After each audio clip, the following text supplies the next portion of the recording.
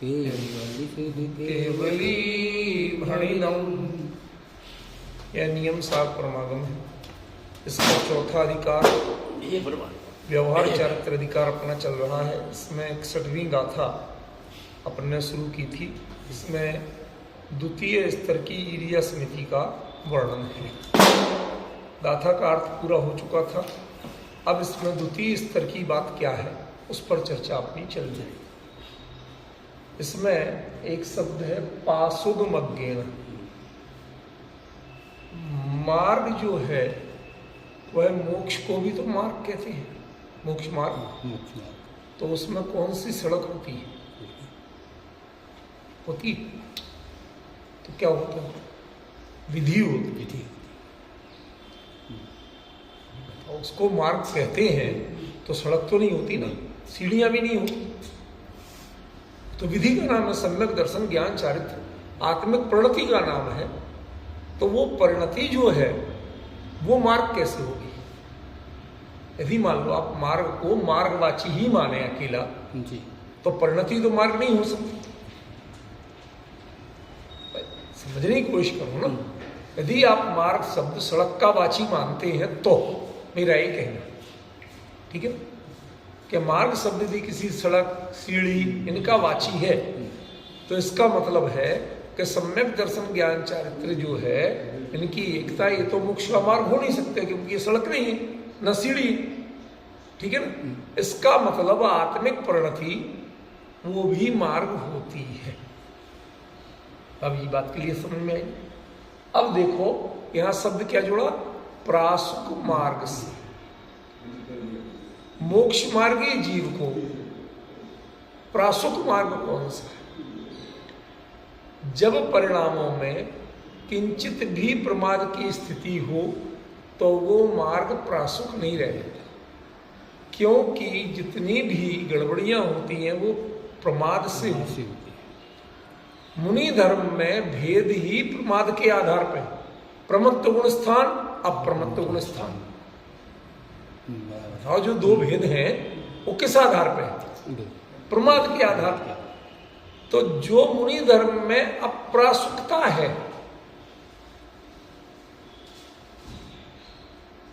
सदोषता है, वो काय से आती है?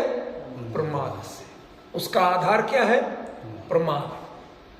हम देखो स्टेप बाय स्टेप चलते हैं, ठीक है ना।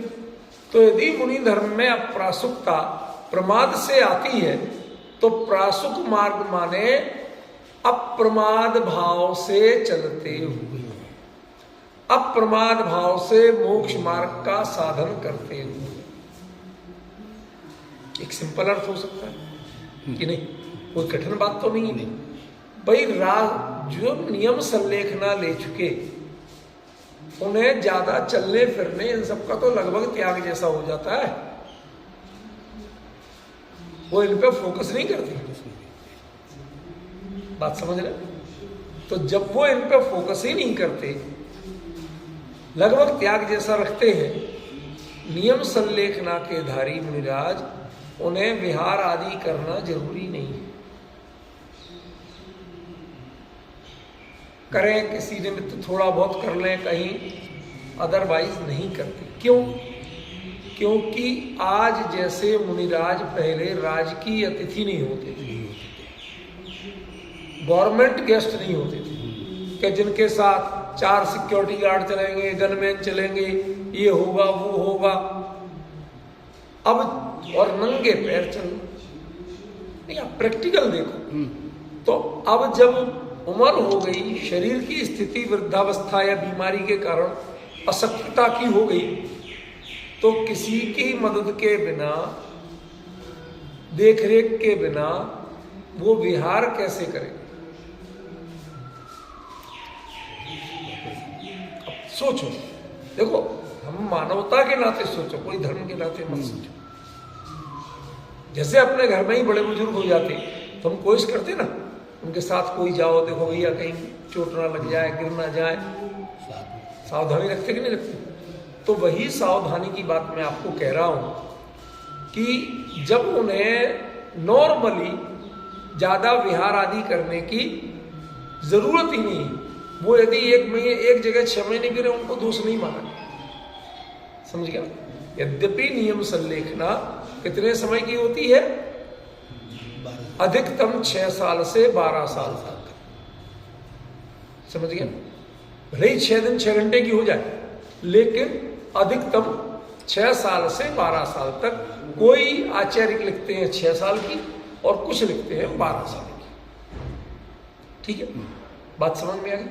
तो यदि 6 से 12 साल की नियम संलेखना होती है तो 6 से 12 साल तो एक जगह रहेंगे नहीं, ये तो तय है। इसका मतलब वो विहार तो करेंगे। हो सकता है अन्य मुनिराज कोई आए उनके साथ, गृहस्थों के साथ उनका कहीं विधान नहीं है, गृहस्थ उन्हें विहार कराएं, ये कहीं विधान नहीं है। राजकुमार जी जरा ध्यान से सुनिए। क्यों? मुनिराज को मूल में अतिथि कहा गया, जिनका ना तिथि ना टाइम, कब तक कहाँ है और कब कहाँ से चल दे कुछ नहीं पता, ये वो डिसाइड करके और बता के नहीं चलते। तो गृहस्थों को कैसे पता चलेगा कि महाराज जी को विहार करना है और हमें विहार कराना? एक सिंपल सी बात बताओ। अब होने को आजकल सारे नियम टूट के धर्म मुनि धर्म पर हो रहा है, उद्दिष्ट आहार तो है ही है। बताओ कौन, किसका घर है, किसका चौका इतना शुद्ध है कि जहां सहज कभी भी मुनिराज आके आहार करा दे, और कौन उतनी देर तक 10 बजे तक 11 बजे तक अपने चौके को शुद्ध रख पाता है, जूठा नहीं होने देता? बताओ।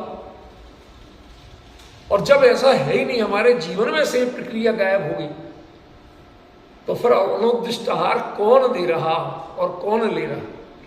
जो साथ में चौका लेके चल रहे हैं उनका तो 100% उद्दिष्ट, और जिनके घर का खान पान इतना शुद्ध नहीं है तो उनके यहां भी उद्दिष्ट, ठीक है। तो ये बहुत सारी चीजें हैं राजकुमार जी, जिनको हम अब मुनि धर्म कह ही नहीं सकते, जो शास्त्रों में है, ठीक है ना। तो मुनिराजों के लिए मुनिराज के साथ में विहार तो होता। क्यों? वो सुनो भाभी, वो नित्य जागृत रहते, रात को तो चलते नहीं, सुबह वो सारे मुनिराज जागे हुए होते।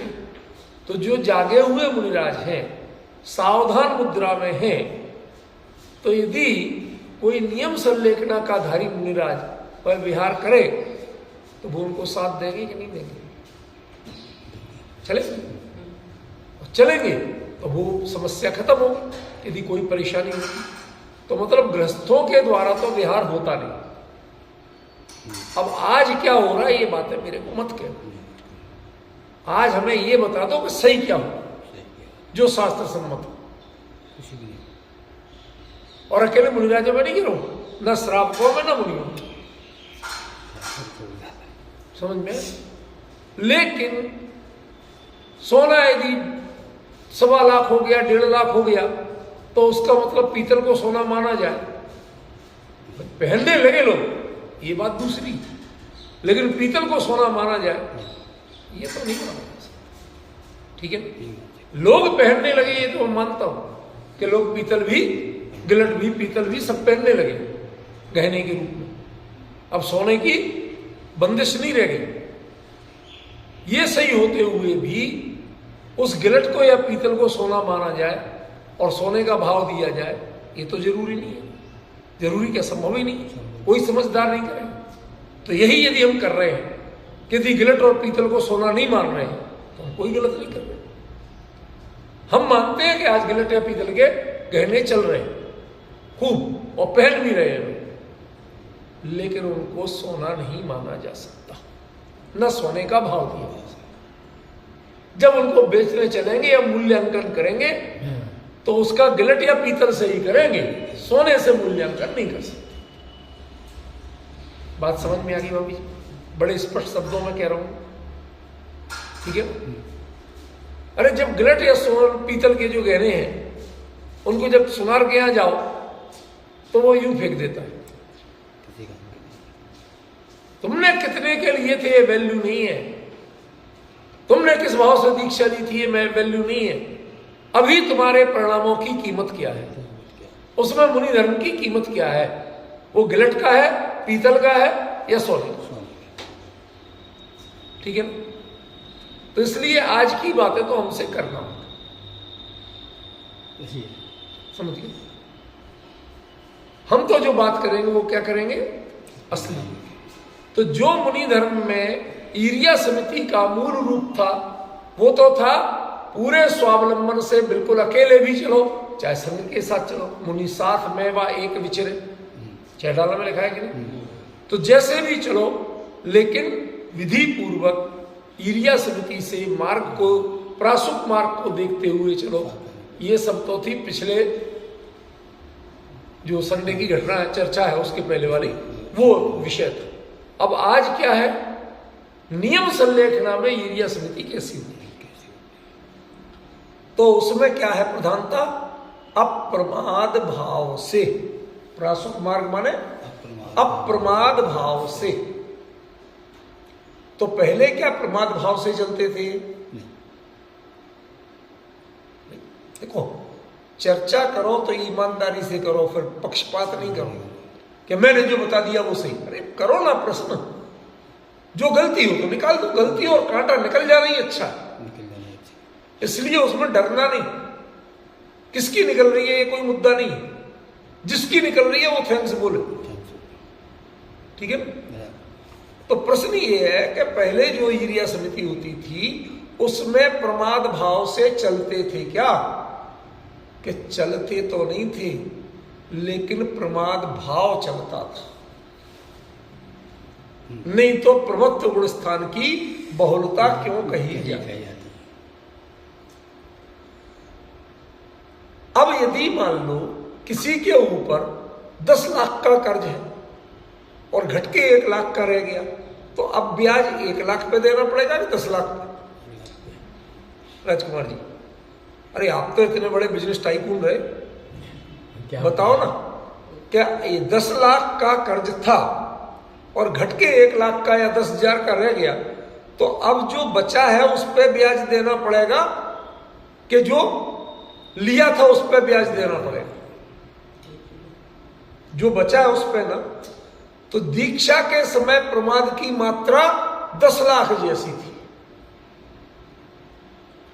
और नियम संलेखना तक निरंतर साधना करते करते चित्त की विशुद्धि इतनी हो चुकी है कि वो मात्रा 10,000 जैसी रहती है। अब कहां 10 लाख, कहां 10,000? तो कर्ज तो है, लेकिन अब ब्याज 10,000 रुपये देना पड़ेगा 10 लाख पे। 10 लाख पे 10,000 से ऊपर तो ब्याज ही बन जाता है कि नहीं बनता? समझ गया ना? अब वो 10,000 मूल बचा, कितनी तेज ब्याज होगा तो भी जाया 100 रुपया बनेगा, 200 रुपया बनेगा। तो अब प्रमाद से होने वाले कर्मबंध की स्थिति, परिणामों की अप्रासुकता की स्थिति इतनी सी रह गई। इसलिए नियम संलेखना वाले मुनिराज जब ईर्या समिति का पालन करते हुए विहार करते हैं तो उनका विहार तो निरंतर हो रहा है। नहीं समझिए, आप जब विहार करते हो तो इस गांव से उस गांव जाते हो, और उनके विहार की प्रक्रिया इस भाव से अगले भाव की चलती है। आप चल सकते हो? अब अंतर समझ रहे? करा सकता कोई विहार उन्हें? तो अब उनके प्रति समय प्रक्रिया चल रही है विहार की, प्रति समय परिणामों को, भाई अगले हमें कैसे क्या बचाना और क्या भूलना, क्या छोड़ना है, तय करते कि नहीं करते?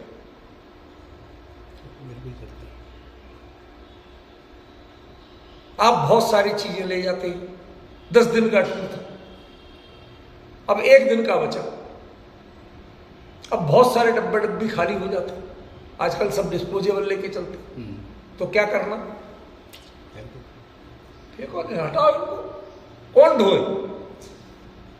तो जैसे वो घट के छोटा सा आपका अदद रह जाता है सिकुड़ के, वजन घट के आधा चौथाई रह जाता है, इसी प्रकार जिनके मन में प्रमाद के जो परिणाम है, उनकी जो वजन है, मात्रा है, वो घट के कितनी सी रह गई?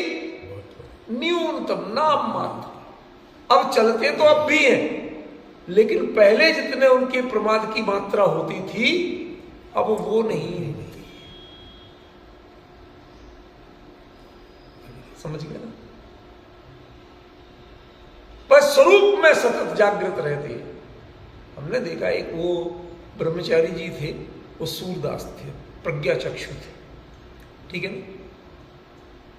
धीरे धीरे उनको इतना अपना वो हो गया कि वो अपने बैठे मंदिर में चुपचाप स्वाध्याय कर रहे। अब किसी ने समझा कि ये तो प्रज्ञा चक्षु दिखता तो इन्हें कुछ है नहीं, तो कुछ भी कर लो, ठीक है ना? तो बाद में जब घटना हो गई, वो बैठे हुए चुपचाप, समझ गए थे। बाद में लोगों ने पूछा, उनने कहा साहब फला आदमी आया। कहते महाराज तुम्हें कैसे पता? तुम्हें दिखता तो है नहीं। मैं यहीं बैठा रहता हूं, 10 दिन से हूं यहां, तो रोज हर आदमी की आहट को पहचानता। आंखों से नहीं देख पाता हूं, पर मैं आहट से पहचानता हूं, उसके चलने के ढंग से जानता हूं, और उससे मैं जान गया। तो अब बताओ, उनको बिना आंखों के दिखा कैसे? अंदर में जागृति बढ़ जाती है और बाहर की दृष्टि घट जाती है। तो जिनके बाहर की दृष्टि घटी और स्वरूप की सावधानी बढ़ी, उनको कहा गया प्रासुक मार्ग से चले। और दिन और रात का क्या अंतर होता है? रात्रि जो है वह मोह और अज्ञान का प्रतीक है, और दिन वह जागरण और ज्ञान का प्रतीक है। समझ रहे? रात्रि किसका प्रतीक है? मोह और अज्ञान। और दिन किसका? जागृति, स्वरूप में सावधानी और ज्ञान का। अब जब उन्हीं धर्म की साधना करते करते करते करते कितने ही दशक बीत गए, और अब नियम संलेखना की नौबत आई है, स्थिति आई है, तो इसमें अनुभव कितना बढ़ गया उनका, परिपक्वता कितनी बढ़ गई। उसके कारण उनके लिए रात भी दिन के समान हो गया। मतलब चाहे दिन हो चाहे रात हो, उनके ज्ञान की जागृति, स्वरूप में सावधानी निरंतर बनी रहती है। मैं एक छोटा सा दृष्टांत देता हूं आपको। मेरे में और हमारी श्रीमती जी के आवागमन में एक बड़ा अंतर है। वो चलती हैं, कहते पहले चैन ताला दो, भले ही ऐसी ड्यूटी में जा रहे हैं, हम पहले उसे ताले से बांधेंगे सामान को, तब सोएंगे। रात को कोई ठाले गया तो भाई उठा नहीं बोल रहा हूं, यहां तो ठाई चलता है ना, जमुना पार की भाषा में, इसलिए बैठा जमुना पारी तो इसलिए कह रहे, ठाले गया तो, ठीक है ना। तो वो बैठेगी, इत्मीनान से बांधा, और उसके बाद में चाबी डाली पर्स में, जेब में कहीं भी, और फिर अपने आराम से चाहे बात कर रहे चाहे कोई कर रहे, जब सोना तो सो गए। मैं चलता हूं तो मैं कभी नहीं करता, बांधते ही नहीं, ऐसे ही रख देता हूं, और उसके बाद में आराम से लेटता हूं, लेकिन घोड़े बेच के सोता नहीं। कोई भी आहट हो तो मेरी नींद ज्यादा हो, नींद में ऐसे हाथ कर लिया, देख लिया, भी रखा है, खत्म। अब मेरी सोच अलग क्यों है? जितना आप बांधोगे लोग सोचेंगे इसमें माल, चाहे आपके कपड़े लगते हो, समझ गए? वो और ज्यादा ध्यान उन पे देता, किन किन के बंधे। उनके हैंडल बंधे रहते हैं और अंदर का माल काट के, आजकल तो सब कपड़े के होने लगे तो गायब हो जाता, समझ गए। और इनके अरे इसको कोई परवाही नहीं है, पड़ा है ऐसे। तो एक तो चोर कम तुम्हारे ऊपर नजर डालते हैं, घर शोधे भ्रम चोर, पड़ा है ना। जिनको डाउट होगा, जो पर में अधिक सावधान होंगे, निश्चित रूप से उनको कर्म की बंध ज्यादा भूलेगा, नहीं होगा। तो पर में सावधान है, और जो स्वरूप में सावधान है, पर में है ही नहीं सावधान, तो उनको कर्म का बंध कम होगा। तो नियम संलेखना के धारी मुनिराज वो स्वरूप में सावधान ज्यादा रहते, जागृत। आचार्यों ने लिखा है, जो सुपई व्यवहारे सो जगई अपने कज्जे, और जो जगदी व्यवहारे सो सुपदी अपने कज्जे। जो व्यवहार में जगत में जागता है वो अपने कार्य में सोता है, और जो अपने कार्य में सोता है वो दुनिया में जागता है। उल्टा ही होता है, दो में से एक जगह कहीं जागा जा सकता है। तो उनका है दिवाकाल, जिनको ये छोड़ के ही जाना है। जब घर खाली करना हो तो रात में भी बांधने छोड़ने सामान छांटने की प्रक्रिया चलती है, भाई साहब सुबह खाली करना। तो जो एक किराए का घर खाली करने के मूड में आ चुके हो, संकल्प में, तो वो तो सतत जागृत रहते हैं, उनको हमेशा दिवा रहता है, दिन ही रहता है, समझ गए। तो जो दिन में सतत जागृत भाव से, दो ही हमारे लिए जागने के, एक सूर्य और दूसरा नींद नहीं आती, दो ही कारण होते हैं। तो ज्ञानी आचार्यों के लिए, अनुभवियों के, मुनिराजों के लिए, जो जीवन भर जो साधना की है, चाहे ज्ञानी गुरु से सीखा, चाहे जिनवाणी पढ़ के सीखा, तो ये तो है सूर्य प्रकाश। जब पूरी रोशनी हो जाए तो नींद अपने आप खुलती है। और दूसरे, नींद कहां उनकी आंखों में जो धुन के मत वाले, जिन्हें तय हो गया कि हमें ये देह छोड़ के, संयोग छोड़ के जाना है, तो उनकी आंखों में नींद की स्थिति नहीं है। जरा ये बंद कर लीजिए भाई साहब, समझिए, नींद की स्थिति नहीं रह जाती। तो ये मुनिराज जो नियम संलेखना लेते हैं, उनकी नींद तो, प्रमाद तो इसलिए उनके दिन ही है। फिर तीसरा, जुगपमाणम, युग किसको कहते हैं? एक तो युग कालवाची होता है और एक युग जोड़ेवाची होता है, कहते हैं ना, युगल, जुगलिया, जुग, जोड़ा, ये सब चलते कि नहीं चलते? तो यहां आचार्य ने जुगम प्रमाणम तो यही तो लिखा है। उन्होंने ये कब कहा कि ये युग माने अभी कैसा काल चल रहा है, ऐसा इसके अनुसार करना, कि युग माने इस भाव और परभाव दोनों के हिसाब से करना। तो अभी जी पकड़ में आया, क्या कह दिया? उनकी सावधानी परिणामों में, इस भाव में जब तक इस देह में है, इस देह की क्रिया भी निर्दोष चले, और परभाव के लिए भी परिणामों की सावधानी निर्दोष चले। इसलिए वो कोई भी कार्य अकेले इस भाव के हिसाब से गमन नहीं करते।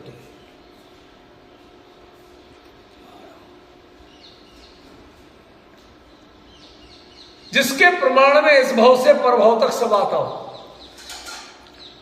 जब दृष्टि इतनी व्यापक हो तो सृष्टि तो बदले बिना रहेगी नहीं। मैंने देखा, सच बताता हूं, नाम तो नहीं बताऊंगा, यही दिल्ली के एक बड़े अरबपति व्यापारी थे, ज्वेलर्स, जनपद पर उनका बहुत बड़ा शोरूम, सिंधिया जैसे राजघराने उनके कस्टमर, समझ गए? हो गया है तो अब आगे सुनो मुद्दे की बात। वो इतने कंजूस, इतना अपार पैसा, लेकिन कहीं कोई भूले भटके किसी कार्यक्रम में दान के लिए आ गया, कुछ हो गया, तो 1100 दे दे तो बड़ी बात है। ये मैं उन्हें पर्सनली अच्छी तरह जानता हूं, समझ गया। अब बाद में पता चला, अच्छा कभी प्रक्षाल पूजन स्वाध्याय का कोई मतलब, कभी मजबूरी में बैठना पड़ जाए तो क्या क्या लड़म रहे क्या उठ घर को जाए वाली, ये 3 में से स्थिति होती थी। ज्यादातर तो समाज के भय से ऊंग आंग लेते थे। अब मजे की बात सुनना, असली रहस्य बाद में पता चला कि भाई साहब वो रोज प्रक्षाल पूजन कर, अरे जो मजाक बनाते थे प्रक्षाल पूजन का, प्रक्षाल पूजन कर रहे, धोई दुपट्टा पहनने लगे जो कभी पहनने से मजाक उड़ाते थे। अब उसके बाद में रोज भैया दान भी देने लगे। कोई किसी संस्था कोई काम के लिए पहुंचा तो एक सज्जन ने पूछा, मेरे सामने की बात है, कि बाबूजी क्या चक्कर है? तो उन्होंने बोला, भैया इस लोक और परलोक अब दोनों के हिसाब से चलना है, अब अकेले इस लोक के हिसाब से नहीं चलना। पहले चल रहा था इस लोक के हिसाब से, पैसा बड़ी मेहनत से कमाया, ऐसे कैसे दे दे? अब किसको दे रहे? पर लोक के लिए दे रहा हूं, इस लोक के लिए नहीं दे रहा। भोजन भजन आदि करते हैं इस लोक के हिसाब से, और पूजन पाठ दान आदि कर रहे हैं परलोक के हिसाब से। तो जब स्थिति हो जाती है शरीर की तो लोग जुगम प्रमाणम ही चलते हैं। जब संसारी लोग जुगम प्रमाण चल सकते हैं तो मुनिराज युगम प्रमाण नहीं चलेंगे। देखो शब्द वही के वही है, एक शब्द एक मात्रा बदल तो नहीं रहा। अरे भाई अब अर्थ चल रहा है, नियम संलेखना के धारी मुनिराज के हिसाब से, तो इतना ही तो है ना। यही तो मैंने कहा था कि अब दूसरे स्तर की ईरिया समिति को अपन समझेंगे। होगा सब इसी से, सब इसी में लिखा है, देखने की नजर चाहिए। मैंने आपको बताया था कई बार, एक दृष्टांत दे चुका हूं कि एक मंत्री था, राजा का बड़ा चहेता था। अब बाकी मंत्री इसलिए जलते थे उससे, क्या इसी को चाहता है राजा। तो एक दिन वो किसी कारणवश राज्यसभा में आने में 1.5-2 घंटे लेट हो गए। अब इतने में लोगों ने, उन्होंने कहा भाई फला नहीं आए। अरे महाराज वो तो कुछ गिनते ही नहीं है आपको। वो तो कहता ठीक है, मेरे बिना महाराज का काम ही नहीं चलता, जब आऊंगा तब कर दूंगा, ऐसा बोलता है। हाँ, आग लगाने वालों की तो कोई कमी होती है क्या? खूब आग लगा दी। अब राजा भी भड़क गया। अब वो आया 1.5-2 घंटे बाद, ठीक है, तो आके ऐसे अपने शिष्टाचार करके बैठ गया अपनी सीट पे।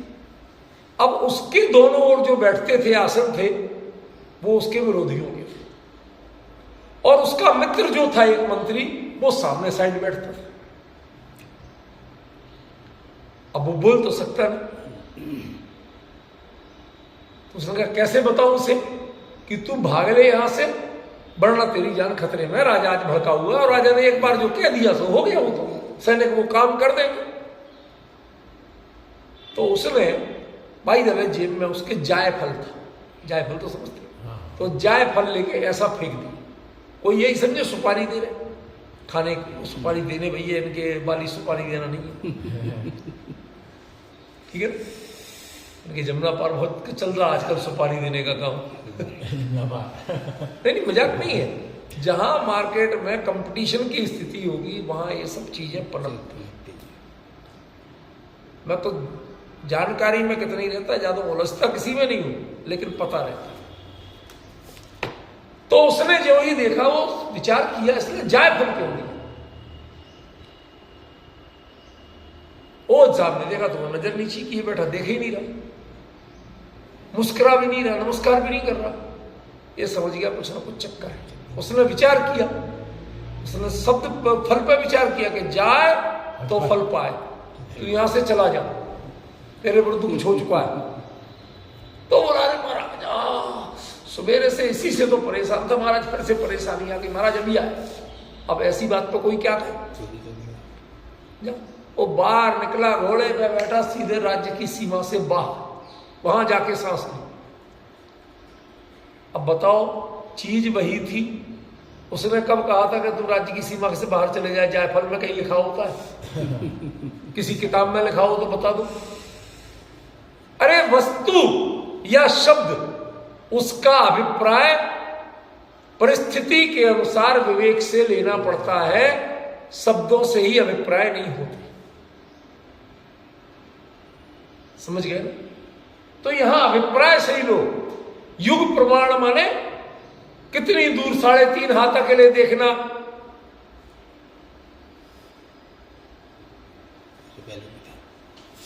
उसमें 3.5 भाव देख के चलते हैं। ये 3.5 हाथ देखते हैं, और वो तीसरा भाव, और उसमें भी लगभग कुछ समय तो बीतेगा जब मोक्ष जाएंगे, तो वो 3.5 भाव देख के चलते हैं कि इससे आगे हमें नहीं जाना, इतने में मोक्ष जाना ही है। अपने परिणामों को ऐसा शुद्ध करो, इतना पवित्र करो कि तीसरे भाव बीतते बीतते हो जाए, चौथा भाव नहीं होता है।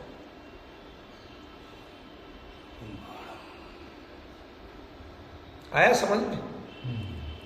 लिखा है कि नहीं? जुग प्रमाणम ही, दोनों को प्रमाण देखना, बराबरी से देखना, इस लोक को भी परलोक को भी, इस भाव की परिस्थिति को भी और अगले भाव के परिणामों को भी, कि उसमें हमें कोई ऐसी स्थिति ना पड़ जाए। और दूसरा युग का अर्थ होता है 2, तो यदि 2 3.5 हाथ नहीं लेके अकेले 2 ही ले, तो 2 में दूसरे भाव से मोक्ष गारंटी से हो, तीसरा भाव ना हो पाए।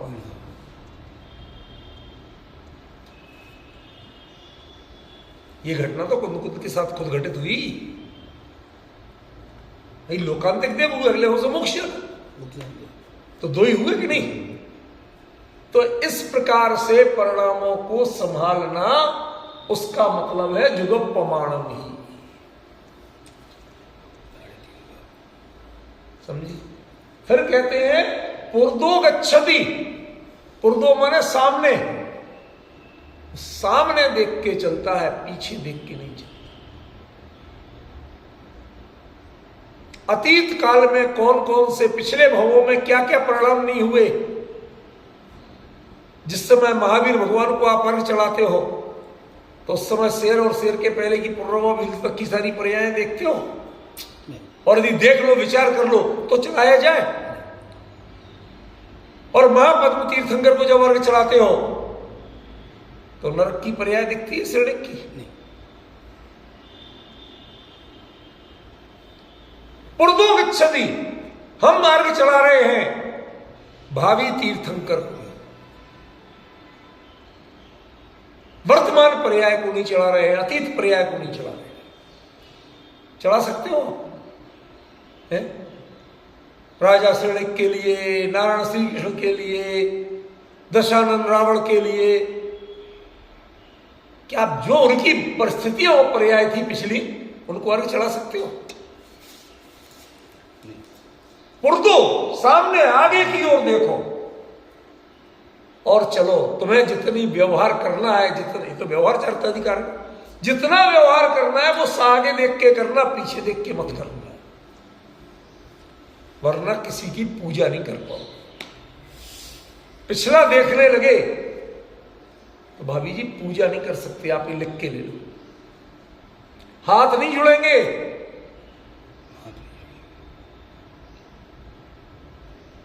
इसलिए यदि आपको परिपूर्णता के, पवित्रता के, पूज्यता के रास्ते पे चलना है, पूज्यता माने ये नहीं कि दूसरी दुनिया हमें पूजे, हम इतने पवित्र बने, समझ गया?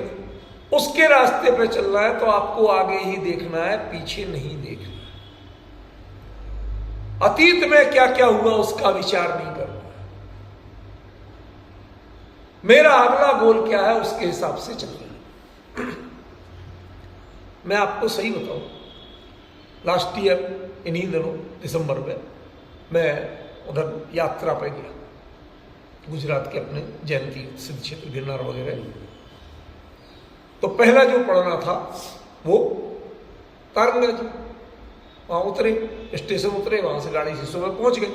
पहुँचते ही फटाफट तैयार हुए और तैयार होके सीधे पहाड़। तो संयोग की बात, कुछ बैक में परेशानी चल रही थी, तो चलते नहीं बन रहा था। तो ये बोले कि भाई नहीं हो, तुम यहीं से कर लो दर्शन और हम लोग होके आते हैं। ये वहाँ रोक लग गई नहीं? कहाँ? गिरनार जी में। हाँ लग गई। लग गई है? हम तो गए थे, अब जब तो लगेगी। हाँ कोई बात नहीं, अब लग गई। अब सुनो, तो देखो ऐसा है, तुम अपने हिसाब से जाओ, मैं अपने हिसाब से करूँ। अब ये लोग करीब 100 सीढ़ी तक अपने गए, आगे मैं अपने हिसाब से धीरे धीरे चल के मैंने बॉडी को उसके लिए रमाया। और हमने कहा देखो 3 सीढ़ी से आगे देख लो कितनी बाकी है और कितनी चढ़ाई, कुछ नहीं देख लिया। कितनी ऊंचाई हो गई, कुछ नहीं देख लिया। 3 सीढ़ी है हमारी और कुछ है ही नहीं। समझ गए? एक पे हम है, 2 आगे। उतना देखते देखते चलते गए, आधे ही रास्ते में जो आगे थे वो पीछे हो गए। चलते गए, हमने ये नहीं देखा कि हमारे साथी पीछे हो गए। हमने इतनी लक्ष्य था कि हम तीर्थ वंदना पे हैं, सिद्धों की वंदना पे हैं, हम उस जगह तक पहुंचे शांति से। जो होगा वो देखा जाएगा। हमारे प्रतिक्षण जो है, हर कदम सिद्धों के नजदीक जा रहा है और कुछ नहीं।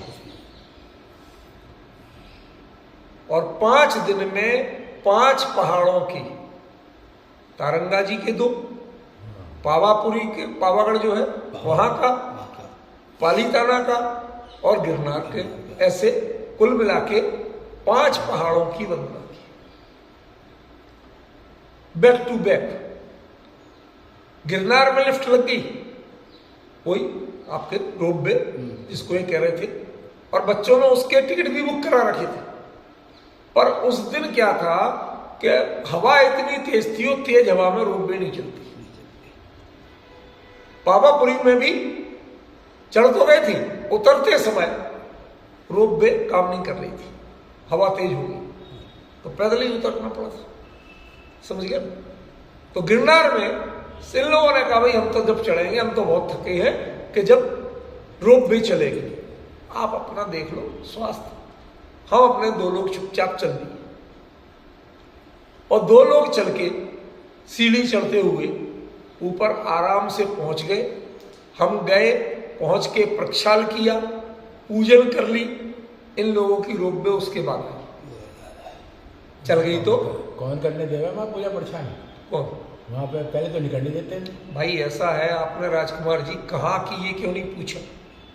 अच्छा, मैंने जो कहा, जो अपना पहली टॉप पे मंदिर बना है, बंडीलाल धर्मशाला, आप पूछोगे तो सही बात बताएं, हम कैसे उत्तर दें आपका? ठीक है ना? वहां पर प्रक्षाल किसका करेंगे जिनमें भी नहीं 5 मिनट? हाँ है। समझ गया? तो हम तो उसकी बात कर ही नहीं रहे। हम तो जो बात कर रहे हैं वहां कि जब प्रक्षाल पूजन कर लिए, तो मेरे मतलब क्या है, एक ही बात सीखी। जब आप तीर्थों की वंदना पे हो, सिद्धों को से मिलने चल रहे हो, तो उसके बाद संसारियों का ज्यादा विकल्प मत करो। कौन आए कौन नहीं आए, किसका क्या होगा, सब अपना अपना देखें। उसके पहले सब नीचे रहते हुए, धर्मशाला में रहते हुए सब परिवार। लेकिन जब वहां चढ़ रहे ना, तो वहां पे आप और वो है, इसके अलावा कोई विकल्प नहीं कर। पुर्दो गच्छति, सामने की ओर देखो और आगे चलो, न पीछे देखो, न पिछलों का विचार। वरना आप नहीं चल पाओगे, आपकी गति नहीं होगी। पहले इस जीवन में क्या क्या हो गया, यदि उस सबका संकल्प विकल्प करोगे तो आगे के परिणाम कर पाओगे। पॉइंट सही। इसलिए द्वितीय श्रेणी के जो ईर्या समिति वाले मुनिराज हैं, नियम संलेखना के धारी, वो मात्र आगे को देखते हैं। इस भाव में तुम्हें वर्तमान में रिद्धियां भी हो तो वो उसको कोई भाव नहीं देते। अगले भाव में मेरे परिणाम किसके बल से सही रहेंगे, क्योंकि अगला भाव 99% गारंटी से अवृत्ति का होने वाला। महावृत्ति मुनिराजों का जो सच्चे हैं उनका अगला भाव 99% अवृत्ति का होता है, तो वो दिव्यमानिक देव होते हैं और देवगति में व्रत होते नहीं, संयम होता नहीं। तो वहां हम अपने परिणाम कैसे संभाल के रखेंगे? भोगों की प्रचुरता, साधनों की प्रचुरता है, साधना की स्थिति नहीं। क्या कहा राजकुमार जी? साधनों की प्रचुरता है, भरपूर साधन है, और साधना के लायक परिस्थिति नहीं। एक नहीं मिलता साधना करने वाला, समझिए। उसमें हम अपने परिणाम कैसे इतने उन्नत बनाए रखेंगे कि हमारी जो तारतम्य है ये टूट नहीं पाए। ये जो प्रदोगच्छति की भावना है यही लोकांतिक देव बनाती है, जिसमें द्वादशांग की साधना करते करते, आराधना करते करते 8 सागर की आयु पूरी हो जाती है। अब समझ में आया प्रदोगच्छति?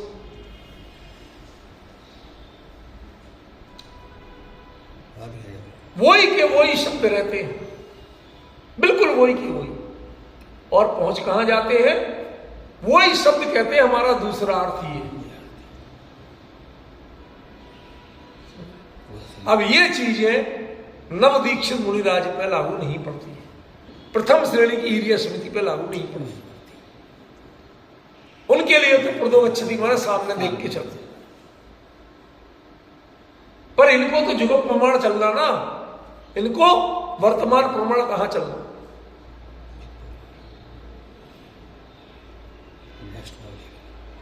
आया समझ? फिर तस् ईरिया समधि हवे, ये शब्द मैंने कहा था सबसे महत्वपूर्ण। पिछली बार भी बताया था कि इसमें सबसे मास्टर जो स्ट्रोक है आचार्य का वो है हवे।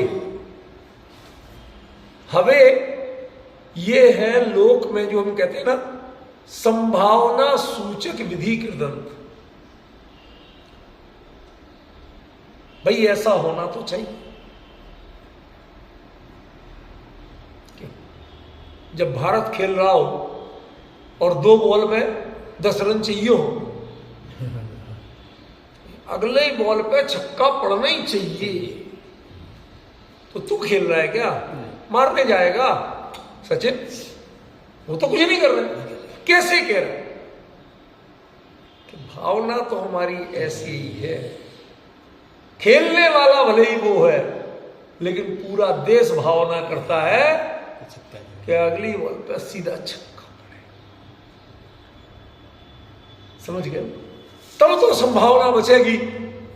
और यदि अगली पे नहीं पड़ा, चौका भी पड़ गया तो अभी मुश्किल है, और यदि 2 रन ले लिए तो और भी खत्म ही। यहां रन की कीमत नहीं है, यहां बाउंड्री से बाहर जाने की कीमत है। यहां चल चल के आपकी एरिया समिति नहीं होगी। इस भाव की बाउंड्री से बाहर जाके अपने परिणामों को उससे आगे ले जाके देखोगे, इस बाउंड्री के बाहर जाओगे, तब एरिया समिति होनी चाहिए, हो सकती।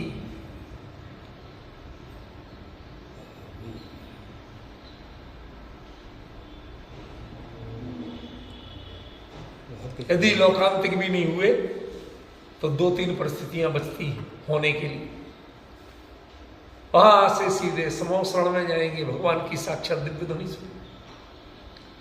नंदीश्वर द्वीप जाएंगे, जहां पर कोटि शशि भानुदति तेज शिव जात है, महावैराग्य प्रणाम। जिनको व्रत नहीं होते उनको वैराग्य के प्रणाम होते। इसलिए देव 2 बार, यदि लोकांतिक नहीं बन पाए तो वो सर्वार्थ सिद्धि नहीं जाना चाहिए। राजकुमार जी नई बात सुनो, जो लोकांतिक नहीं बन पाए वो सर्वार्थ सिद्धि नहीं जाना चाहिए। क्यों? 33 सागर तक कौन बते आएगा?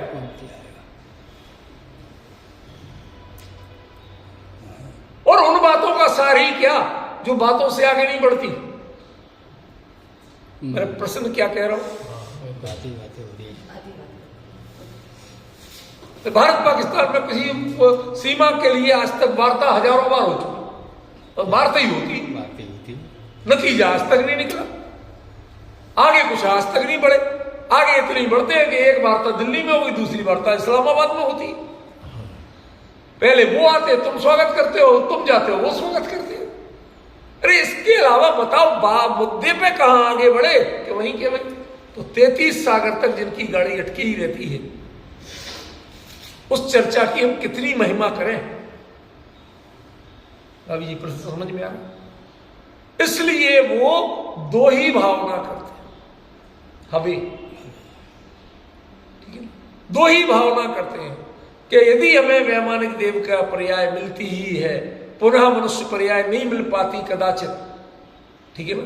और पर्याय तो मिलना नहीं, क्योंकि थावर विकलत्र पशु में नहीं उपजत सम्यक धारी, समझ गया।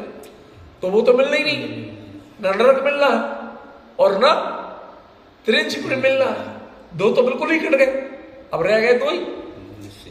देवों में भी 3 नहीं है, भवलत्र नहीं, वैमानिक देव या मनुष्य, ठीक है ना।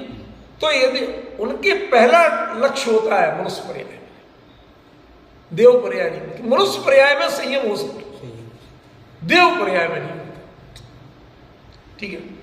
और यदि ये कदाचित नहीं मिले तो क्या हो कि मैं या तो वहां होके ऐसी भावना मिले, ऐसे योग मिले कि सीधे समूह शरण में जाऊं, वही ड्यूटी लग जाए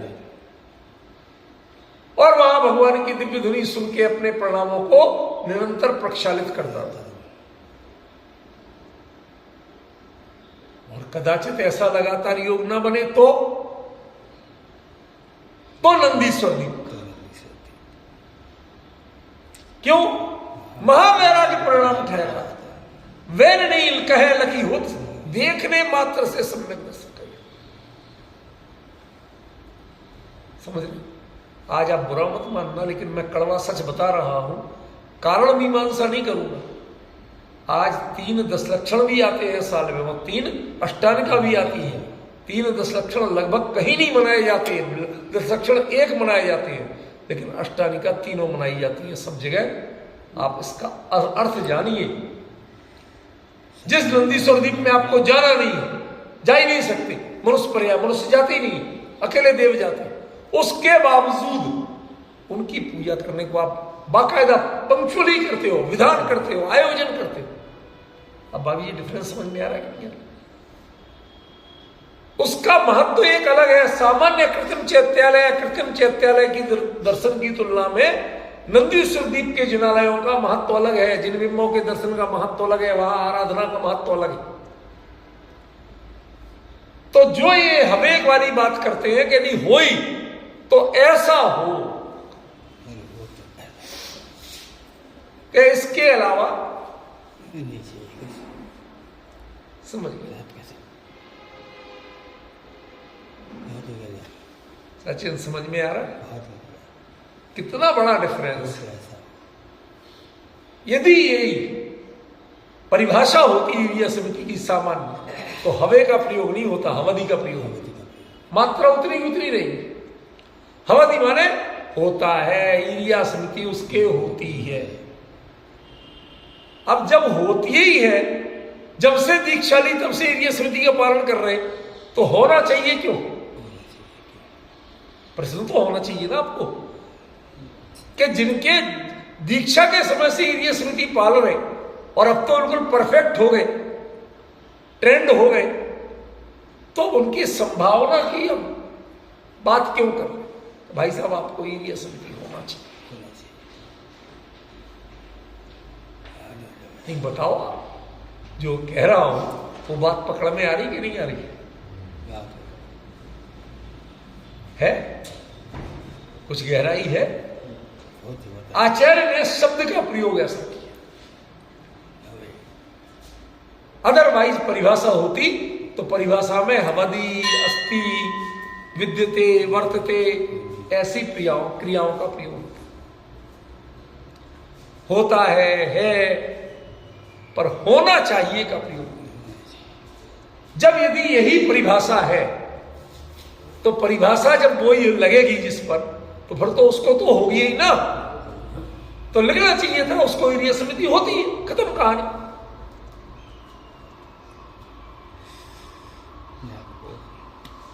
फिर आपने होना चाहिए, हो सकती है,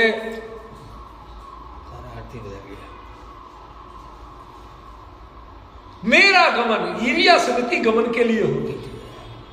मेरा जो इस भाव से अगले भाव में गमन हो तो उसमें ऐसी स्थिति मिले जैसी मैंने सामने देखते हुए चला हूं,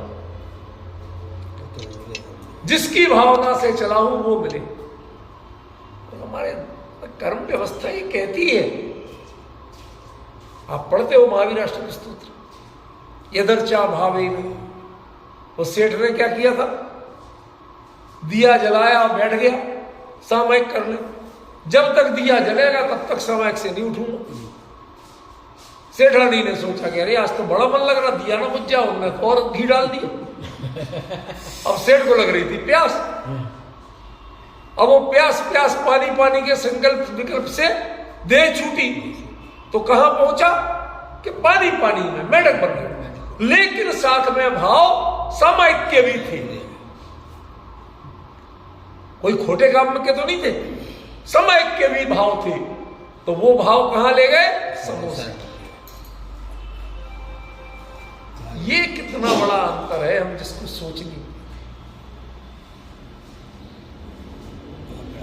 इसलिए आचार्य ने हवे क्रिया का प्रयोग किया।